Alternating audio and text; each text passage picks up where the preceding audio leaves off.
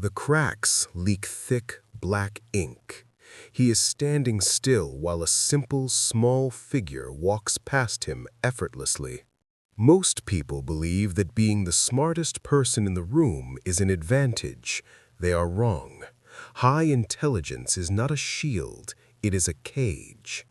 Think of the most brilliant person you know. Are they powerful or are they paralyzed? Do they lead or do they spend their lives explaining why they haven't started yet? The average mind makes a mistake and moves on. The genius mind makes a mistake and builds a cathedral of rationalization around it. They don't just fail, they justify their failure with such impeccable logic that they become trapped in it.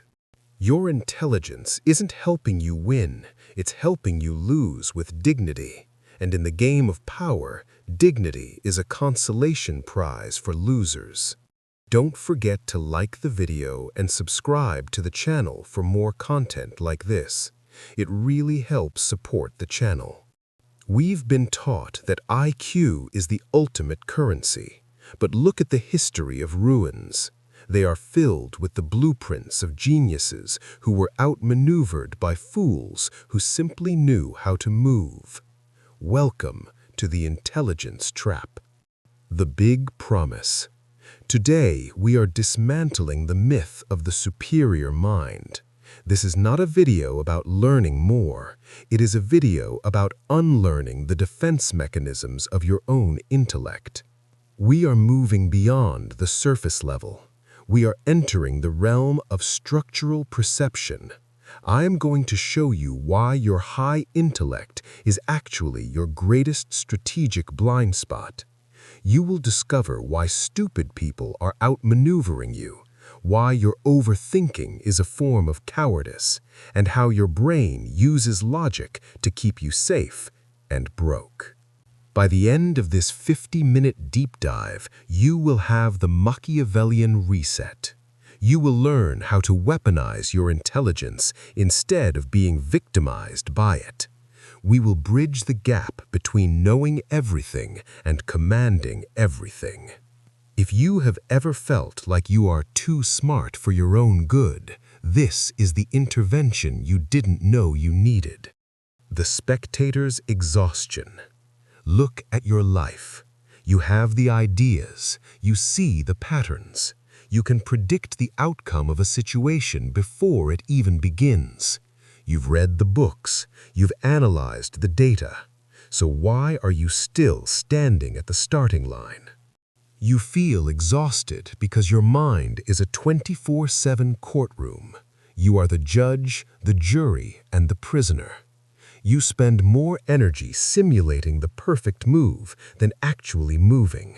You wait for certainty. You wait for the ideal moment. You wait for the world to acknowledge your brilliance. But the world doesn't reward brilliance, it rewards presence. The person with half your IQ is already 3 steps ahead of you because they were too dumb to see all the ways they could fail. They didn't calculate the risk, they just took it. The weight in your chest isn't a lack of talent, it's the cost of being a spectator in your own life. You are a ghost haunted by your own potential. You possess a high-performance engine, but you've kept the car in the garage because you're afraid of a scratch on the paint. While you calculate the friction of the wind, someone else is already at the finish line, covered in mud, holding the prize. The rationalization refuge. Why does the intelligent mind sabotage itself? Because of cognitive decoupling. Dostoevsky explored this in Notes from Underground. The underground man is too intelligent to be anything. He is too conscious to act. He sees so many whys that the how becomes impossible. When you are smart, you can find a logical reason for anything, especially for staying comfortable. You don't call it fear, you call it risk assessment. You don't call it laziness, you call it waiting for more data. You don't call it cowardice, you call it strategic patience. Psychologically, your intelligence is acting as an immune system against change. Every time you feel the urge to act, your brain launches a logic strike to keep you in the status quo. It creates analysis paralysis. Machiavelli understood that the mind's job is to survive, not to succeed. Success requires the irrational. It requires the death of the reflex. An intelligent person who cannot control their rationalization is just a calculator with an ego. They can tell you exactly why the ship is sinking, but they lack the instinct to jump. Your brain is lying to you. It is using its high processing power to build a convincing lie about why now is not the time. The more intelligent you are, the more truthful your excuses feel. This is the ultimate trap. The architect of failure. Consider the tale of the perfect strategist in the courts of Florence. He was a man who could cite every historical precedent. He knew every flaw in his rival's character. He spent months drafting the unbeatable plan.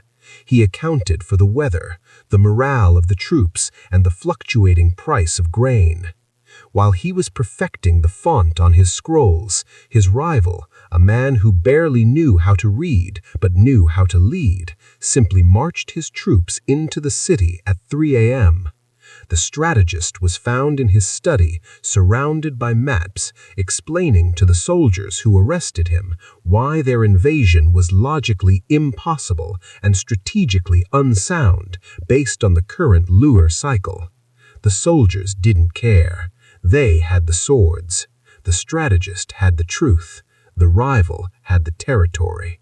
History is written by the men with the territory. The strategists are usually executed in the footnotes. We see this today in the intellectual critic, the person who can explain exactly why a business will fail, why a relationship is doomed, or why new technology is a fad. They are always right in their own minds, but they are always broke in reality. They have traded the risk of being wrong for the certainty of being irrelevant. Weaponized simplicity. To escape the intelligence trap, you must implement the Machiavellian reset. You must learn to operate below your intelligence level when it comes to execution. Protocol 1. The 70% rule. Never wait for 100% certainty. Certainty is a ghost. If you have 70% of the information, move. The remaining 30% is found in the friction of reality, not in the silence of thought. In the time it takes you to find the final 30%, the window of opportunity has already closed. Protocol 2. Linguistic pruning. Eliminate the words just, perhaps, and I think. High IQ people use these as verbal flinches to avoid accountability. They are hedging their bets, so they are never technically wrong. Stop hedging. Speak in declarations. If you are wrong, be wrong with conviction. It is better to be decisively wrong than vaguely right. Protocol 3. The bias towards action, or BTA. When faced with two choices, choose the one that requires more physical movement. If the mind wants to think, the body must act. This breaks the analysis paralysis loop. Action provides data that thought cannot simulate. Protocol 4. Outcome layering. Stop asking, is this right? Start asking, does this work? Truth is a luxury. Results are a necessity. Treat your ideas as tools, not as your identity. If the tool doesn't fix the problem, throw it away. Don't fall in love with your own blueprints. Protocol 5. The physical anchor. Ground your intelligence in your nervous system. When you feel an overthinking spiral, clench your jaw and focus on your feet. Force your consciousness out of your head and into your center. You cannot think your way out of a thinking problem. You must act your way out. Emotional reinforcement. This isn't about becoming stupider, it's about becoming whole. There is a terrifying freedom in realizing that you don't need to be right to win. You don't need to be the smartest person to be the most influential. When you stop using your brain as a shield, you become a force of nature. You notice that the noise of what if starts to fade. You see people who used to intimidate you with their logic start to look small because they are still trapped in the how, while you are already living the is. You are not a machine for processing information. You are an architect of reality. Your mind is the servant, not the master. The world is full of brilliant people who are miserable because they cannot stop analyzing the sunset long enough to enjoy the warmth. Don't be one of them. When you marry high intelligence with raw action, you become the most dangerous person in any room, not because you have the answers, but because you are no longer afraid of the questions. The intelligence trap is the first barrier. It is the cage built by your own ego. Most people never leave it. They die inside, surrounded by their brilliant reasons for why they never tried. But once you break the cage, you enter a new world, a world of strategic presence. Because once you stop overthinking, you start seeing. You see the invisible strings that move other people. You see the gaps in their logic. You see their fears before they do. You realize that while you were trapped in your own head, everyone else was giving away their secrets through their reactions. If you have successfully escaped the trap of your own mind, you are now ready to enter the minds of others. But that requires a different set of tools. It requires understanding how to occupy mental territory without ever saying a word. If you are ready to stop being the smartest failure and start being the unavoidable force, subscribe. The next phase of your rewiring is about to begin. We are going to explore how to make others obsessed with your silence. But for now, remember, the more you know, the less you move. The less you move, the more you lose. Stay unreadable. Step forward. If this video resonated with you, take a moment to like it.